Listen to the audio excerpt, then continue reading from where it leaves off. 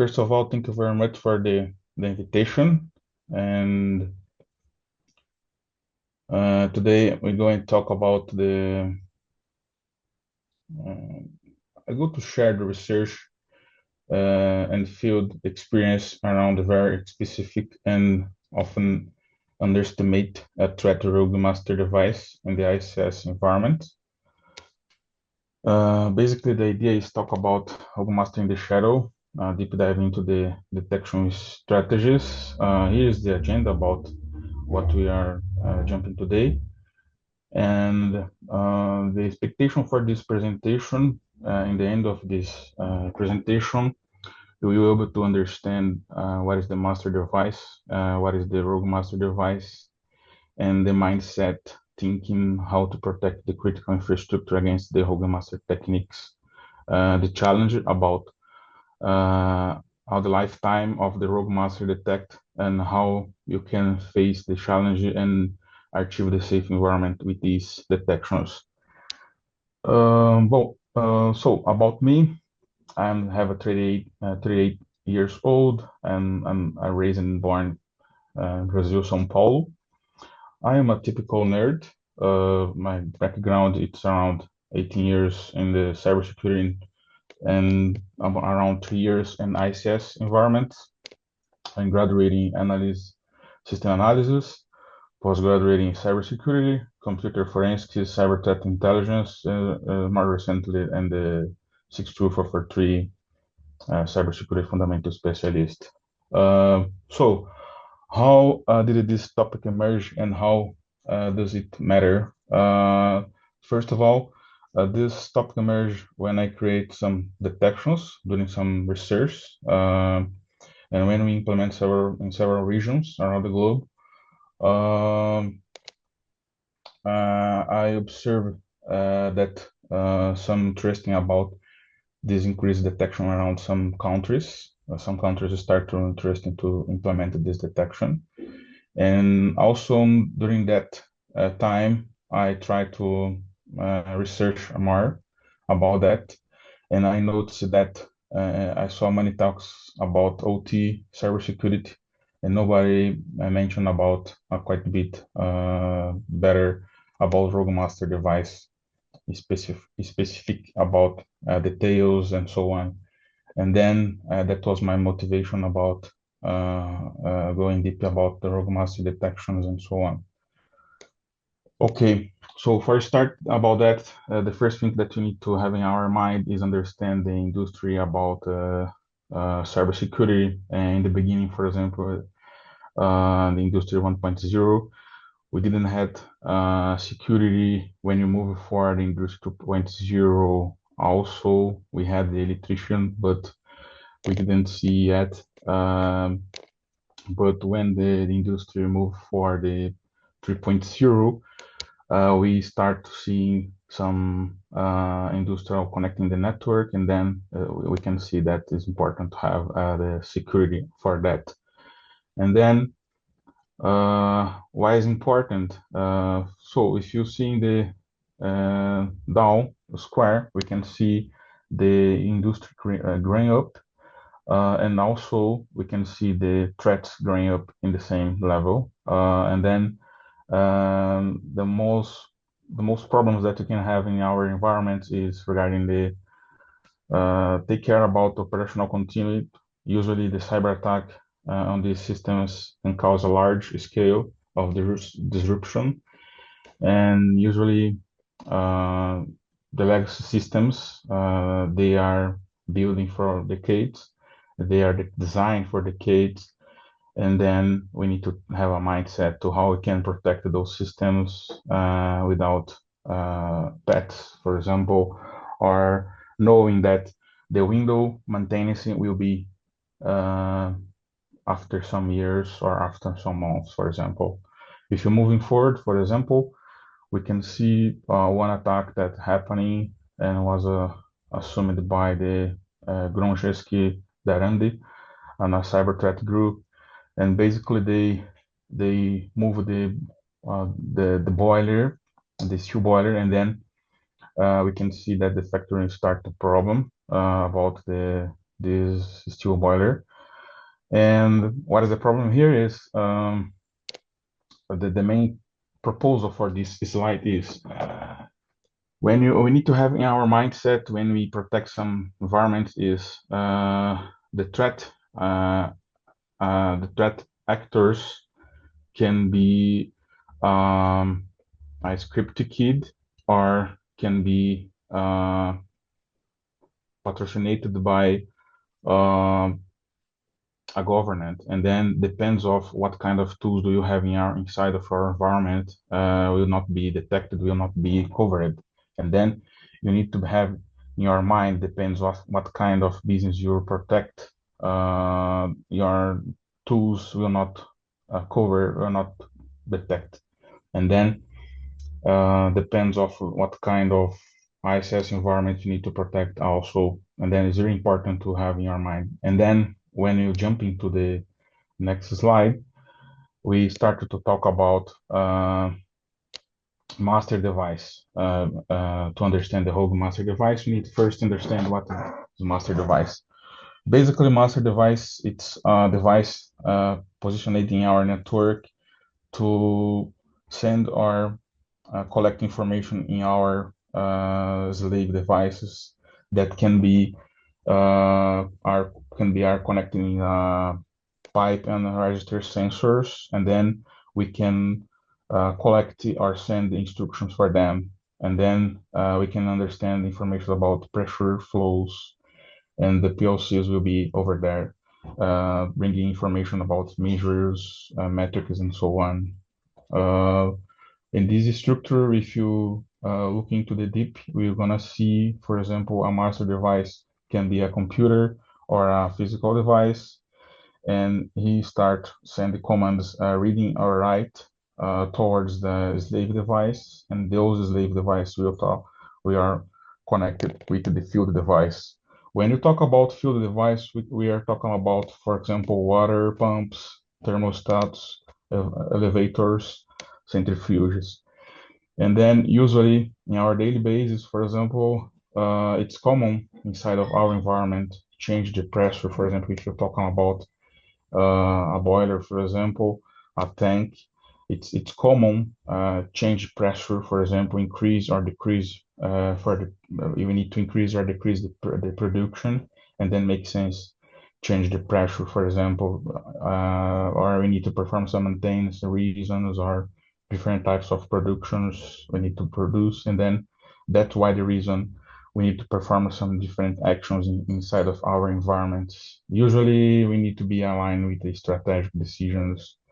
And then when we jump into the Rogue Master, basically, Rogue Master, according with the Homeland Security and Might Attack, are unauthorized, still and dangerous Rogue Masters operated by hijacking control, issuing commands or impersonated trusted logic. Basically, it's a device, unauthorized device connecting our network, trying to do some actions like stop operation, capture, modify, and reply control data, injecting inaccurate data or false information in a database, time clock, and historian. There's a lot of intentions over there. And here we can see some reference from Homeland Security, and here is a similar from MicroAttack also. The difference here that I bring was related the mitigations, suggestions, and detections. And moving forward, we can see some real world situations that happen. One was happening in Maroc water breach, and the second one happening that was a siren attack. In the Maroc water breach was one situation that one employee performed activity where he's deliver some products in the city and then cause a problem in the environment. And the second one what happened in the 2017 in Dallas siren attack. Adversaries used the Rogue Master to send commands messaging the 156 disturbed sirens across the city. And the Morash water the adversary falsify network address in order to send false data instruction to pumping station. The both case was not rogue master device, but was a rogue activities. Was used the device, false fake device perform fake activities inside of the network. Why is important to bring some cases like that? Because we can have a lot of types of rogue attacks. Today I'm talking about the rogue master device, but we can have more than one. We have rogue slave device, rogue radio signal, rogue HMI, rogue engine workstation, rogue mobile device, rogue cloud connection, rogue AI. For example, for the next years, maybe we'll be heard about more about rogue AI agents because the AI it's increasing about the market. Um, and when we talk about a rogue master device attack, basically the idea is the attacker wants to intercept the traffic, reply the attack, or read or write that is as a master, and then the device as a slave receive and reply the request. And then basically, if you analyze this attack, the steps will happening in three steps. Basically, we're gonna see the first one time where the asset will be uh, present in the network as a new asset, and then the second phase will be send commands to read, to see the protocols and so on, and after that we can see sending commands as write to change something if the intention is cause a damage. When you analyze all the OT protocols in the market, for example, we can see the most part of the OT protocols don't have a security to avoid this type of problems. And then you need to have a concern about that because most part of our environments have a weak about that and associative about this type of attacks.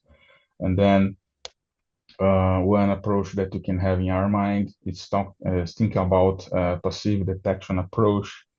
And then if we have asset put in our network as a passive detector, we can analyze the packet listening and then any kind of connections happening in the network. We can see a new device, new threat actor perform something or insider also.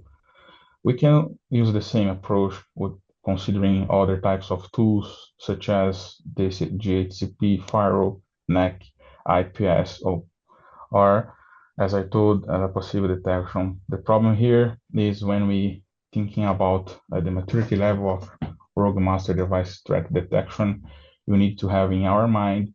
It depends of what kind of tools we have in our mind in our environment. Will be more difficult to decrease the noise. For example, when you move forward, depends of what kind of detections we want to build. For example, the detections, I call it level one detections, for example, for new assets. We can use this type of tools like DHCP and NAC, for example, and then we can have a simple rule, and this rule can be more false positive, depends of what kind of tools we implement inside of your environment.